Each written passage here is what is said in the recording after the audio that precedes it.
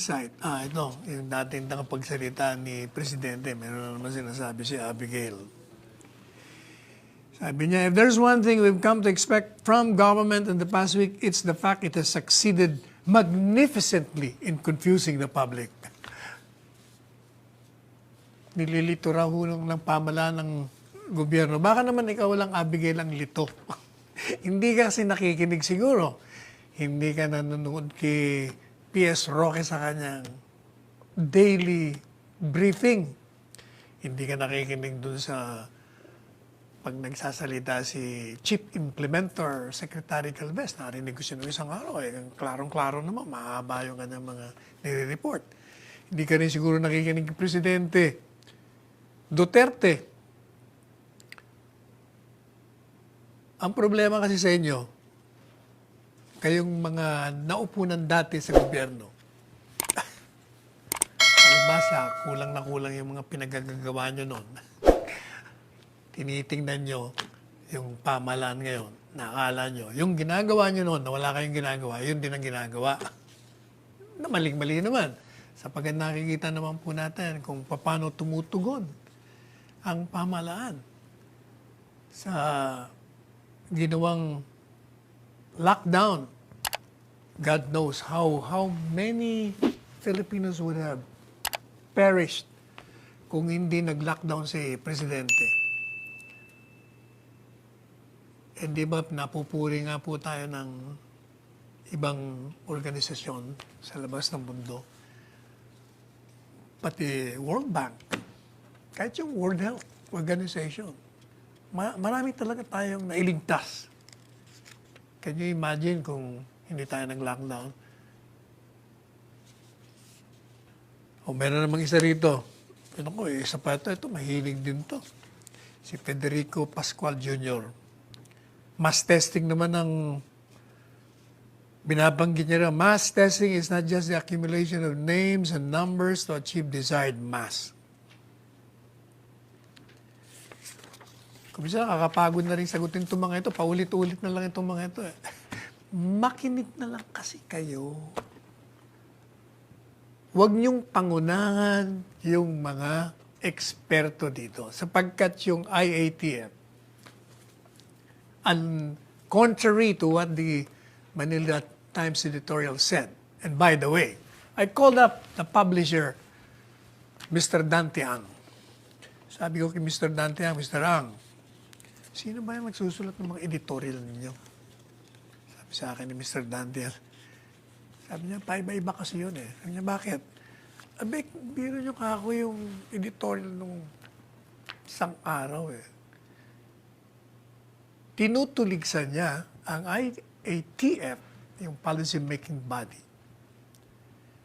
Bakit daw wala doon yung mga economic experts, wala din daw doon yung mga scientists, mga eksperto, mga doktor. Eh sabi ko, hindi niya alam eh. 11 oras nga kami nagmi-meet doon dahil nakikinig kami doon sa mga experts, nagpipresent ng kanya-kanya. And also, kako yung IATF, nandun lahat ang halos ang miyembro ng kabinete. Lahat ng economic managers nandun. Yung Secretary of National Defense, DILG Secretary, Secretary of Health, Secretary of Finance, Secretary of Justice, pati yung National Budget, nandun. Kumpleto nga po eh. Kaya hindi nyo masasabi na yung mga nandun, eh akala nyo siguro eh, kikwentuhan lang kami doon. Kaya sabi ko nga doon sa editorial eh, ikaw kaya maupo rito para malaman mo anong ginagawa namin. Oo. Bumabalik na naman dito sa kaso ng double standard po daw. Sabi nitong Mr. Kayabyab, Mark Jason, meron kasing nahuli na isang mangingisda daw, si Mang Dodong, na naditini ng 12 araw sapagkat nag-violate ng Enhanced Community Quarantine Rule. Pero daw, itong si General Devolved Sinas, nag-violate din, pero hindi kinulong. Alam niyo po kasi, may kaibahan yung dalawang kaso niya. Meron pa nga isa. Para makita natin yung kaibahan. Na, kung nabasa po ninyo sa pahayagan kahapon, merong isang abogado, nagngangalang Attorney Ramon Guerrero, na nag-violate kasi meron po ngayong mga tinatawag na fast lane. Kung ikaw qualified, kung importante yung lakad mo, frontliner ka, o doktor ka, whatever, pwede ka doon para mabilis. Hindi ka na dadaan sa matagalang pag-check. Dumaan po siya doon, so hinihingan siya ng pass. Sa halip na ipakita niya, wala nga siyang lisensyang pinakita, tinakasan niya. Di hinabol siya. Dahil sabi, hinuli siya. Kinasuhan siya. Yun naman pong Kimang Dodong, wala rin siyang pass at nasa labas siya. Ang dalit sabi, yun ang tinatawag namin sa batas, nahuli ka in flagrante delicto. Kung baga, huli ka sa aksyon na lumalabag ka sa batas. Ito naman pong kay General Sinas, hindi naman huli sa aksyon kasi nakaraan na yung kanyang di umanong paglabag. Nalaman natin dahil may nag-post sa picture. O kaya, magkakaroon ka ngayon ng investigasyon.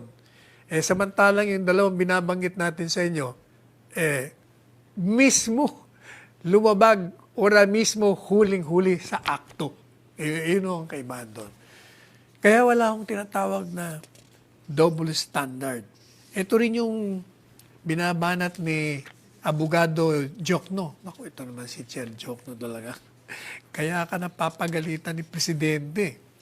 Sabi niya na naman, akala ko ba no one is above the law? Bakit pag alyado ng Pangulo walang pananagutan kahit huli na sa akto?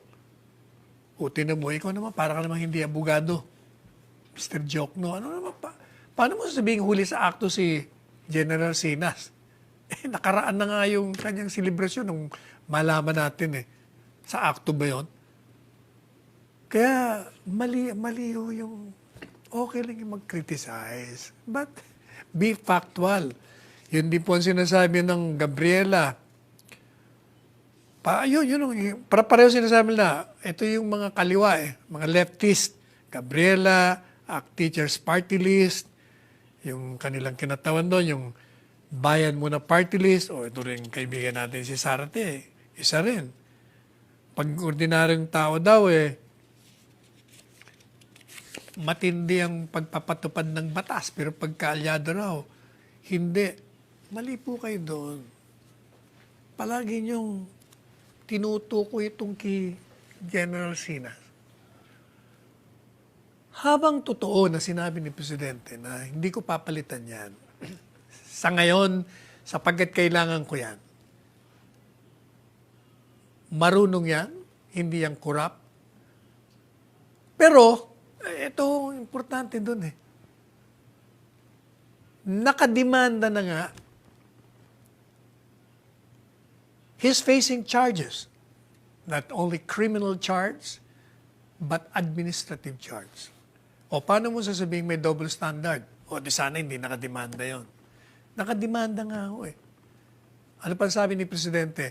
He will remain there until further orders. Nung ibig hanggat wala pa akong sinasabi, nandyan siya. Pero, open ang Presidente. Ibig sabihin, kung nakita sa investigasyon na talagang lantarang lumabag, pwede ba kay Presidente yun? Kaya naman parang hindi niya naman kilala si Presidente kay mga kritiko. Ang sabihin nyo, hindi kayo makapaniwala na meron tayong ganitong Presidente kasi yung mga nakaraan natin, hindi ganito. Kaya parang you cannot believe na merong isang Presidente na may political will na walang pinipili, walang sinisino-sino.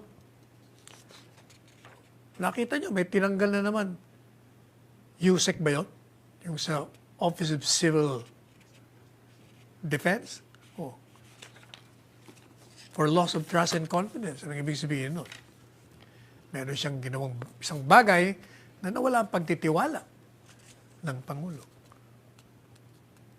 Kaya, huwag po niyong sabihin na double standard. Ito rin Rappler, yun din ang sinasabi. In the face of impunity and double standard, pareho sila. Power in this country exempts you from the lockdown. Of course not. Paano mo sasabihin yan? Lahat nga tayo, naka-lockdown eh. Alam po ninyo, lahat tayo apektado. Walang hindi apektado po rito. Mayaman ka, mahirap, makapangyarihan ka, pareho tayo.